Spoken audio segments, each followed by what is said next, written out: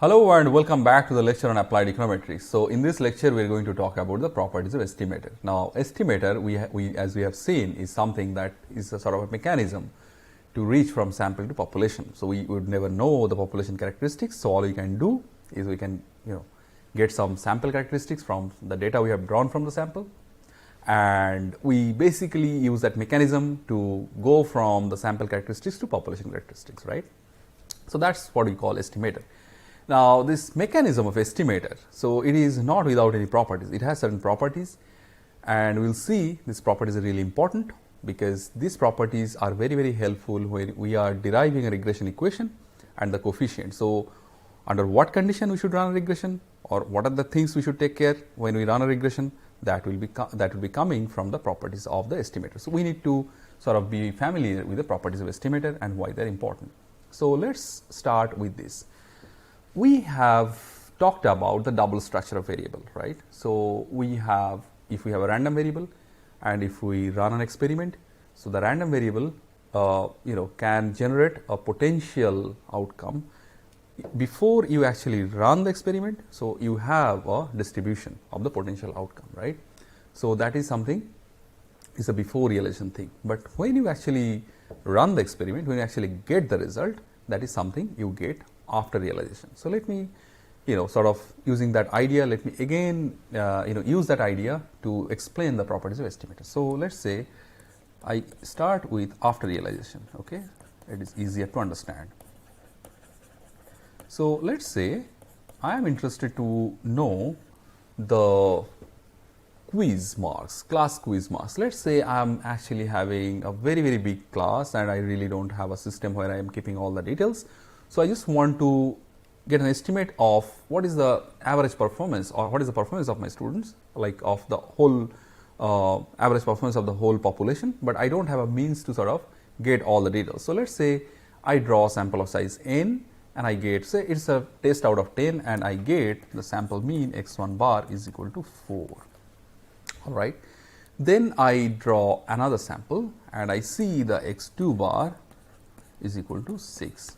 Now I could draw many number of times, but I don't want to do that. So based on this 2, I want to estimate the population characteristics, which is the mean, the average score of all the students in the class, and that is, let's say, is x bar. And I look at these two values and I basically take an average, which is like 4 and 6, average is basically 5. Now how do I come to this number 5? What I have actually done is I have assigned equal weight for x1 and x2. I have taken 0.5 as a weight for x1 and x2. How did I come to this number? So that is what we need to sort of understand. Now this is the case of after realization. I use this example just for illustration purpose because it is easier to understand. Now before realization is something that will help us to actually generalize the case. Okay, so it is essentially we sort of all the potential outcomes we are considering. Now we say that for an unbiased estimator, let's say we say that the unbiased estimator is actually if the expected value of sample mean is equal to population mean. So here basically the average that we have taken, this is the expected value of sample mean that is equal to population mean. Now why do we say that? Because we know that we will never have the true population mean in my sample distribution. So if I have all these different observations, they can be equal to the population mean only by accident. They can never be equal to the sample population mean. I mean, they can be, but that is by accident. But usually what you will see, all the numbers are, all the observations are actually spread across the true population mean. So if in the example the true population mean is actually 5, so I will have different samples I draw. I will say 6.5, sorry, in some observation I will have like 4.5, somewhere I will have 6.6 and so forth, but everything will be pretty close to like the number 5. So that is what is the idea of when we draw sample means and we actually try to infer the population mean. And the reason we take expectation is because of this, because I will never have the true population parameter, but I will have all the observations pretty close to the population parameter, and when I actually take an expectation, which is basically an average, I get the true population parameter. Now, let us put it in a formula. So, let us say my estimator is Z, okay, and when my estimator is Z, I can write it down as, let us say I do not know the weight of my my first sample mean, second sample mean. So, let me write down as lambda 1 x1, lambda 2 x2. Let us say I am, for the sake of simplicity, I am basically taking say one observation instead of like sample mean. So, my x1 is nothing but my the sample mean, but I am just writing as x1, not a x1 bar. Now, if I have this equation, so I have to sort of understand the expected value of Z, because that is what I am trying to get. So, the expected value of Z is equal to lambda 1 expected value of x1 plus lambda 2 expected value of x2. Now, I know for an unbiased estimator, my expected value of Z and expected value of x1 are going to be the same. So, I will write lambda 1 expected value of Z plus lambda 2 expected value of Z, right. So, which essentially would mean my lambda 1 plus my lambda 2 is equal to 1. Now, let me write down, this is for an unbiased estimator, right. This is an unbiased estimator I am talking about. Unbiased estimator, which is in this case Z. Now, for an unbiased estimator, what I see is my lambda 1 and lambda 2 is equal to 1. Now, the moment I get this equation, I can have many values for lambda 1, many values for lambda 2. Lambda 1 can take 0.2, lambda 2 can take 0.8, lambda 1 can take 0.3, lambda 2 can take 0.7 and so forth. So, there are infinite number of possibilities. Now, if I use all this infinite number of possibilities in this equation, I am going to get different value for x bar, right. So, they are going to be sort of different. I am basically, the moment I am putting different values of lambda 1 and lambda 2, my mechanism, the estimator that I said is going to be different, right. So, then there are so many different estimators now. So, which one to choose, right, that is the question, which one to choose. To decide on this, we have to consider the other properties of estimators. So, the first property is that we have to have an unbiased estimator, that is known, but that is not sufficient. So, we have to consider other properties, and the other property is that to have efficiency or reliability. And let me explain what I mean by efficiency or reliability. Now, by efficiency or reliability, it means that the observations that I draw from the sample need to be as close as possible to the true population parameter. So, what it means is, if I have my true population parameter somewhere here, I will want my distribution to be something like this. Let us say a different color. It could be something like this.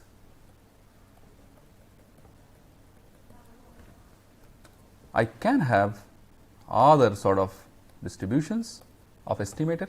So, these are all, or let me actually make it thick, so that these are distributions of estimator.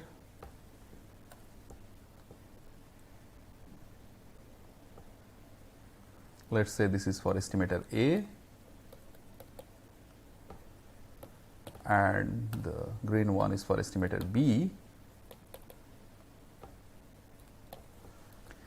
Now, what I will want is the observations that I get, they should be pretty close to the population distribution. Okay, they should be as close as possible. Whereas, in case of, so that is what is represented by my estimator A. Whereas, for estimator B, I will see that the observations are spread across, right. The variance is very high.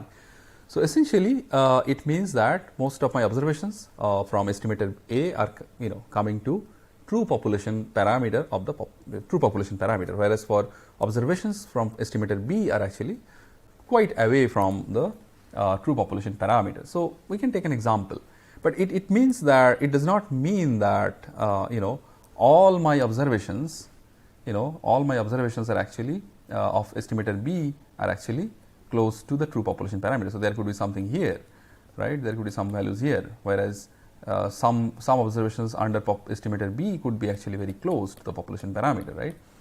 So, it is in general the case that most of the observations in estimator A are close to the true population parameter, whereas most of the observations in estimator B are actually spread across basically.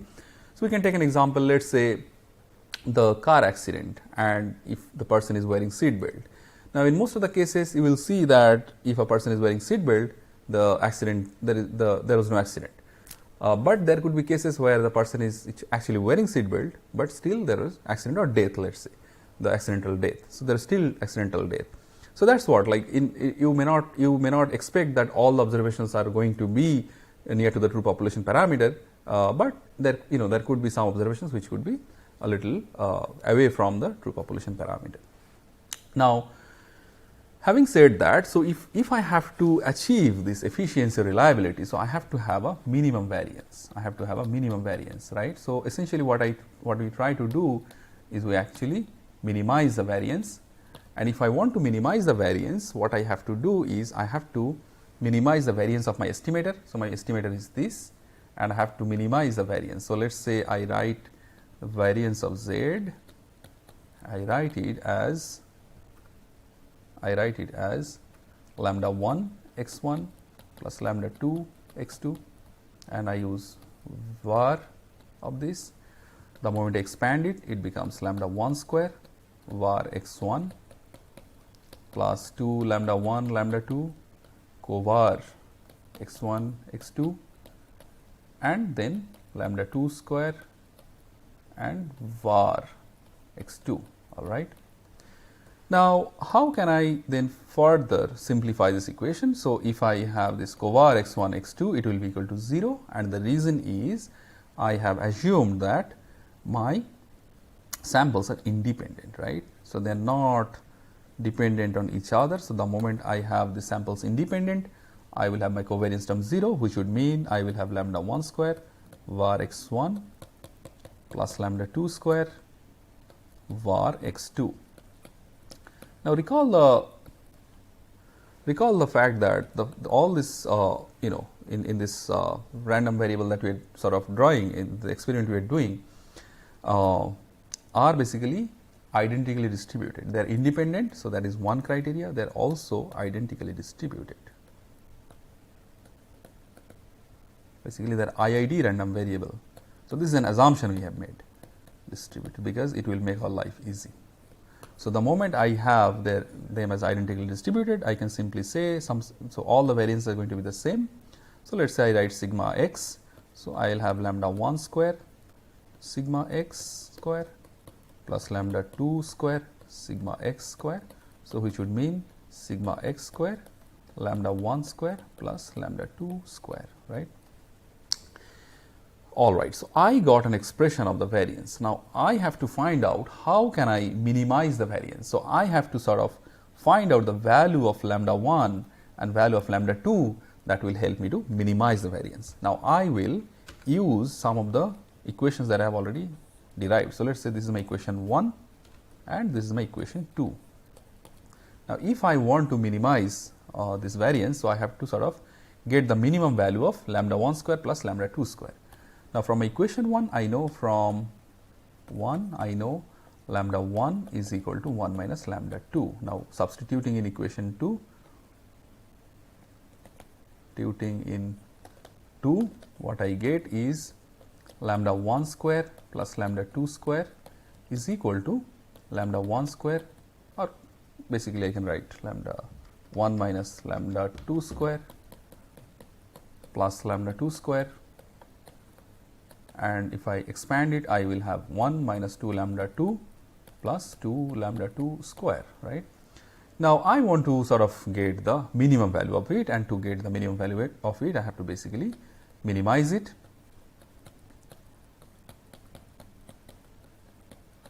And if I do that, so essentially 1 minus 2 lambda 2 plus 2 lambda 2 square, or essentially it would mean that minus of 2 plus 4 lambda 2 has to be equal to 0, because I am doing minima, right. So, that would mean that my lambda 2 is equal to 2. Now, if you actually, how do you know it's a minima? Because if you double differentiate is basically positive, right? If we double differentiate, it is going to be 2. 4. If you double differentiate, it is going to be 4. So, which is positive. So, essentially I get the minima at, lambda 2 is half, right? Half. So, essentially I get my minima at lambda 2 is equal to half. Now, if I substitute, so essentially what it means is that for the case of all the lambdas, so essentially lambda 1 is also going to be half, right? 1 minus half is half. So, what it shows is that for equal weights, if I have equal weights, then all my I will be able to sort of achieve the minimum variance condition. Now, that is something that is very important finding. Okay, so for all the different the values of estimator that we got, you have to assign equal weight to them to basically get to the population parameter that you want to estimate.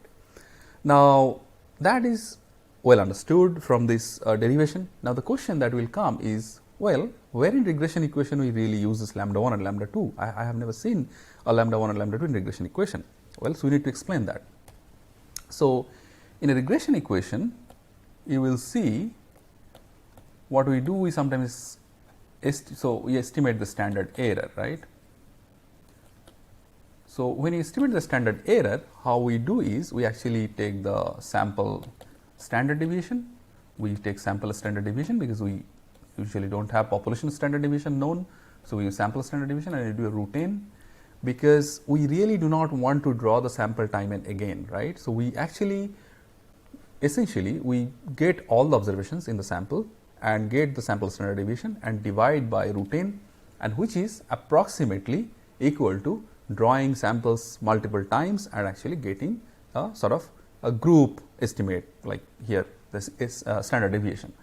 So, you simply by dividing root n you get that. So, here the assumption is you are assigning equal weight to all of the standard deviation values you are getting, which you are actually not doing, but the assumption is that. And that assumption is actually supported by the fact that all the lambdas, all the weights of the different estimators are equal. So, only if that is satisfied, you can actually say that the sort of approximation you have done, that is correct. Okay. So, that is how we actually sort of use the condition of minimum variance to, or the weight from where you have actually got the weight of the different values of the estimator to to estimate the population parameter, they are actually going to be the same.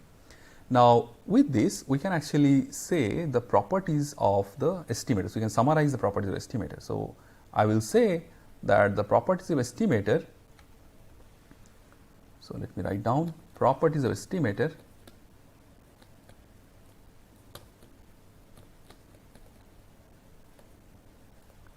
it has to be a linear, we are talking about a linear regression here. So, it has to be linear, it has to be unbiased, we have just seen it has to be unbiased, and it has to be minimum variance. Okay. And the moment it satisfied all these conditions, we call them call the estimator as best linear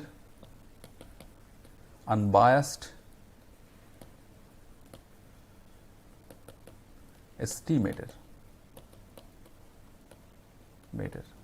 or in a word matter, in abbreviation we can write it BLUE or blue. So, essentially if I have to have the best kind of estimator in my regression equation, I have to have this property satisfied. So, what I mean by each of this term? So, by linear, I mean the linear in parameter that we have explained. By unbiased, we have just seen unbiased, what it means the expected value of the sample mean has to be equal to population mean. And the minimum variance, so the minimum variance condition is called the best, because if your unbiasedness condition is satisfied, you can get a plethora of possibilities for different weights that you want to put, that you can put for different values of the sample. But then in order to get the minimum variance, you have to satisfy certain condition, and if you satisfy all these conditions, your estimator is going to be blue, best linear unbiased estimator.